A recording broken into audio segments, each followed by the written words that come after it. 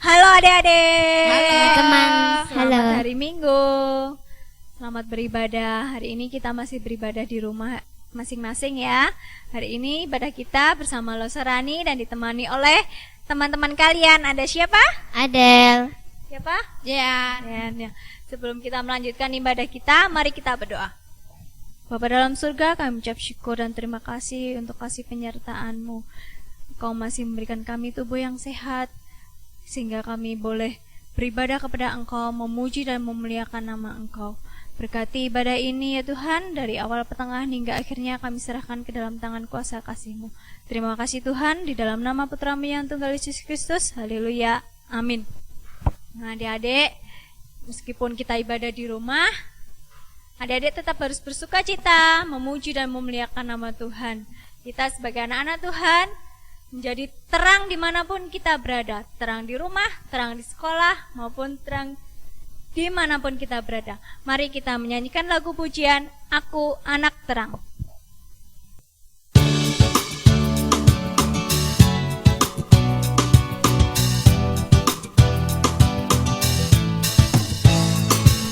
Aku anak terang, tugasku memberi terang.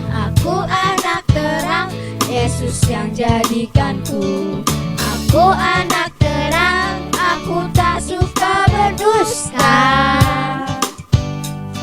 Aku anak terang, taat yang Tuhan suka. Terang di rumah, terang di sekolah, terang di gereja kemanapun ku pergi. Terang di rumah, terang di sekolah, terang di gereja kemanapun ku pergi. Aku anak terang, tugasku memberi terang. Aku anak terang, Yesus yang jadikanku. Aku anak terang, aku tak suka berdusta. Aku anak terang, taat yang Tuhan suka. Terang di rumah, terang di sekolah, terang di gereja kemanapun ku pergi. Terang di rumah, terang di sekolah, terang di gereja kemanapun ku pergi. Terang di rumah, terang di sekolah, terang di gereja kemanapun ku pergi. Terang di rumah, terang di sekolah, terang di gereja kemanapun ku pergi.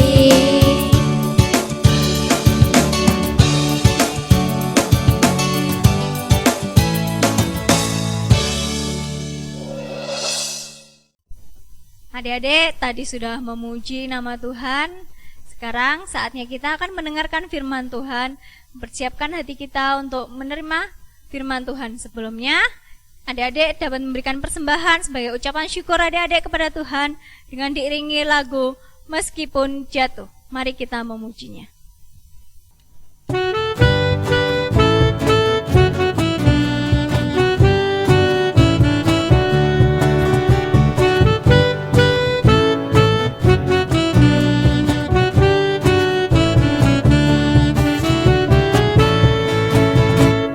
Meskipun jatuh, meskipun jatuh, dipukuli orang, dijauhi orang, orang, Yesus tetap nomor satu.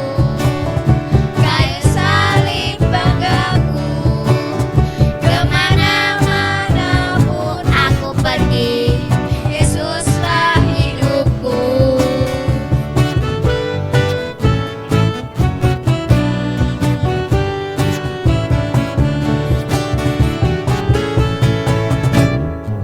Meskipun jatuh, meskipun jatuh, dipukuli orang, dijauhi orang,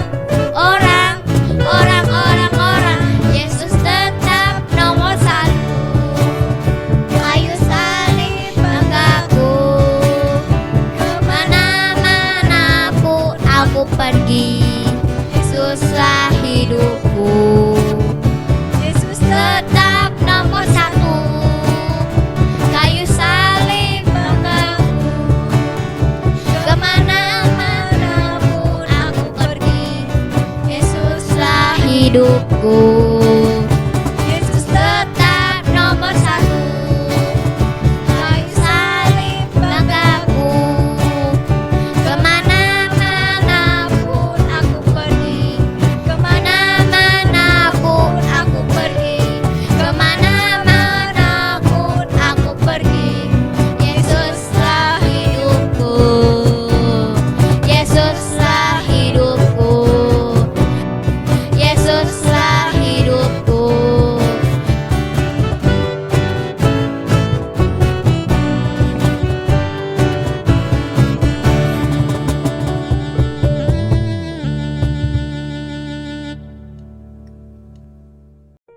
Shalom adik-adik yang terkasih dalam Tuhan. Tadi adik-adik semua sudah memuji dan memuliakan nama Tuhan. Sekarang saatnya kita bersama-sama akan kembali belajar mengenai kebenaran akan firman Tuhan. Sebelum itu bersama-sama kita tundukkan kepala, kita berdoa. Bapa kami yang di dalam surga, kami mengucap syukur dan berterima kasih ya Tuhan buat kesempatan yang indah yang Kau berikan kepada setiap kami pada pagi hari ini, sehingga kami boleh bangun dengan tubuh yang sehat. Tuhan, sebentar lagi kami akan belajar sedikit bagian daripada firman-Mu. Kiranya Engkau tolong Tuhan dan Kau berkati setiap kami ya Tuhan, sehingga kami boleh mengerti akan kebenaran firman-Mu. Terima kasih ya Tuhan, di dalam nama Tuhan Yesus kami berdoa, amin. Pagi hari ini kita akan belajar tentang Allah penuh belas kasih pada orang-orang yang berdosa. Suatu hari, Allah memerintahkan Nabi Yunus untuk pergi ke kota Niniwe untuk memperingatkan orang-orang Niniwe agar mereka meninggalkan dosa-dosa mereka yang mengerikan. Tetapi Yunus tidak suka adik-adik. Yunus tidak ingin orang-orang Niniwe mendengar pesan dari Allah. Nah, kira-kira apa yang terjadi selanjutnya ya? Yuk sama-sama kita saksikan video berikut.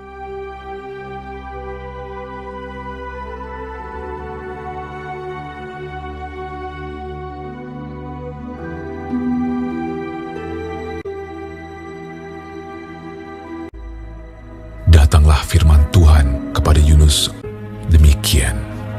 Bangunlah, pergilah ke Niniwe, kota yang besar itu. Berserulah terhadap mereka, karena kejahatannya telah sampai kepadaku. Tetapi Yunus bersiap untuk melarikan diri ke Tarsis, jauh dari hadapan Tuhan. Ia pergi ke Yafo dan mendapat di sana sebuah kapal yang akan berangkat ke Tarsis. Ia membayar biaya perjalanannya, lalu naik kapal itu untuk berlayar bersama-sama dengan mereka ke Tarsis, jauh dari hadapan Tuhan. Tetapi Tuhan menurunkan angin ribut ke laut, lalu terjadilah badai besar, sehingga kapal itu hampir-hampir terpukul hancur. Awak kapal menjadi takut, masing-masing berteriak-teriak kepada Allahnya, dan mereka membuang ke dalam laut segala muatan kapal itu untuk meringankannya. Tetapi Yunus telah turun ke dalam ruang kapal yang paling bawah dan berbaring di situ, lalu tertidur dengan nyenyak. Datanglah nahkoda mendapatkannya sambil berkata, "Bagaimana mungkin kau tidur begitu nyenyak? Bangunlah, berserulah kepada Allahmu. Barangkali Allah itu akan mengindahkan kita, sehingga kita tidak binasa." Lalu berkatalah mereka satu sama lain, "Marilah kita buang undi, supaya kita mengetahui karena siapa kita ditimpa oleh malapetaka ini." Mereka membuang undi dan Yunuslah yang kena undi. Berkatalah mereka kepadanya, "Beritahukan kepada kami, karena siapa kita ditimpa oleh malapetaka ini? Dan dari mana engkau datang? Dan dari bangsa manakah engkau?" Sahutnya kepada mereka, "Aku seorang Ibrani. Aku takut akan Tuhan, Allah yang mempunyai langit, yang telah menjadikan lautan dan daratan." "Apa yang telah kau perbuat? Akan kami apakan engkau, supaya laut menjadi reda dan tidak menyerang kami lagi? Sebab laut semakin bergelora." "Angkatlah aku, capakanlah aku ke dalam laut. Maka laut akan menjadi reda dan tidak menyerang kamu lagi. Sebab aku tahu bahwa karena akulah badai besar ini menyerang kamu." Lalu berdayunglah orang-orang itu dengan sekuat tenaga untuk membawa kapal itu kembali ke darat.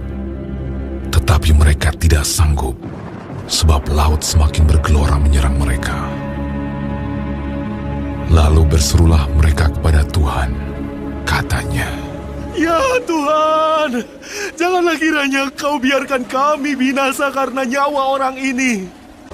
Kemudian mereka mengangkat Yunus, lalu mencampakkannya ke dalam laut. Dan laut berhenti mengamuk. Orang-orang itu menjadi sangat takut kepada Tuhan, lalu mempersembahkan korban sembelihan bagi Tuhan, serta mengikrarkan nazar. Maka, atas penentuan Tuhan, datanglah seekor ikan besar yang menelan Yunus. Dan Yunus tinggal di dalam perut ikan itu 3 hari 3 malam lamanya. Dari dalam perut ikan itu, berdoalah Yunus kepada Tuhan, Allahnya. Dalam kesusahanku, aku berseru kepada Tuhan, dan Ia menjawab aku. Dari tengah-tengah dunia orang mati, aku berteriak, dan Kau dengarkan suaraku. Telah Kau lemparkan aku ke tempat yang dalam, ke pusat lautan. Mungkinkah aku memandang lagi bait-Mu yang kudus? Aku tenggelam ke dasar bumi. Teringatlah aku kepada Tuhan, dan sampailah doaku kepadamu. Keselamatan adalah dari Tuhan. Lalu berfirmanlah Tuhan kepada ikan itu, dan ikan itu pun memuntahkan Yunus ke darat. Datanglah firman Tuhan kepada Yunus untuk kedua kalinya. Demikian. Bangunlah, pergilah ke Niniwe, kota yang besar itu, dan sampaikanlah kepadanya seruan yang kufirmankan kepadamu. Bersiaplah Yunus, lalu pergi ke Niniwe, sesuai dengan firman Allah. Niniwe adalah sebuah kota yang mengagumkan besarnya, 3 hari perjalanan luasnya. Mulailah Yunus masuk ke dalam kota itu sehari perjalanan jauhnya, lalu berseru, 40 hari lagi, maka Niniwe akan ditunggang balikan. Orang Niniwe percaya kepada Allah. Setelah sampai kabar itu kepada raja kota Niniwe, Siapa tahu, mungkin Allah akan berbalik dan menyesal, serta berpaling dari murkanya, sehingga kita tidak binasa. turunlah ia dari singgasananya, ditanggalkannya jubahnya, diselubungkannya kain kabung, duduklah ia di abu. Lalu atas perintah raja dan pembesarnya, Haruslah semuanya, manusia dan ternak, berselubung kain kabung dan berseru dengan keras kepada Allah, serta haruslah masing-masing berbalik dari tingkah lakunya yang jahat dan dari kekerasan yang dilakukannya. lalu mereka mengumumkan puasa, baik orang dewasa maupun anak-anak, mengenakan kain kabung. Ketika Allah melihat perbuatan mereka itu, yakni bagaimana mereka berbalik dari tingkah lakunya yang jahat, maka menyesallah Allah karena malapetaka yang telah dirancangkannya terhadap mereka. Dan ia pun tidak jadi melakukannya.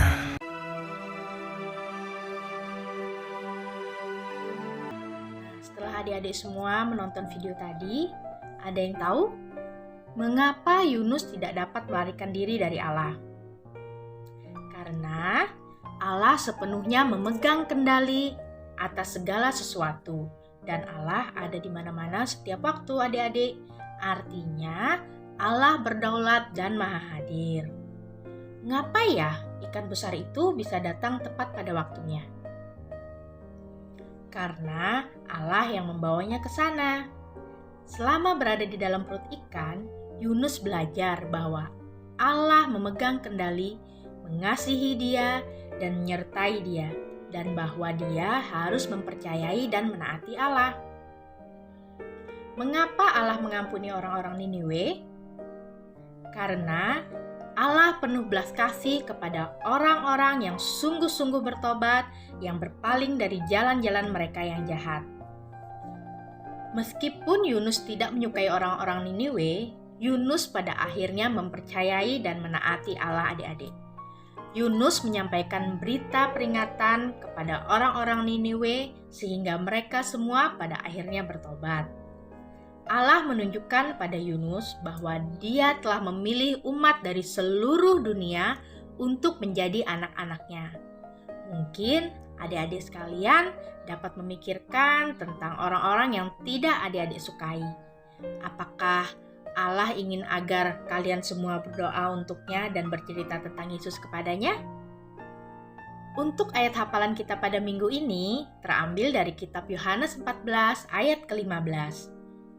Jikalau kamu mengasihi aku, kamu akan menuruti segala perintahku. Demikian firman Tuhan kita pada pagi hari ini. Sebelum mengakhirinya, bersama-sama kita tundukkan kepala, kita berdoa. Bapa, kami mengucap syukur dan berterima kasih buat firman Tuhan yang sudah kami dengar dan pelajari bersama-sama pada pagi hari ini. Kiranya ya Tuhan, firman Tuhan yang telah kami dengar tadi ya Tuhan, boleh menjadi kekuatan bagi setiap kami. Ajar kami Tuhan untuk dapat mempercayai Engkau dan menaati segala perintah-Mu ya Tuhan seperti Nabi Yunus. Terima kasih ya Tuhan Yesus. Di dalam nama Tuhan Yesus kami berdoa. Amin. Selamat hari Minggu adik-adik. Sampai jumpa minggu depan. Tuhan Yesus memberkati. Dadah.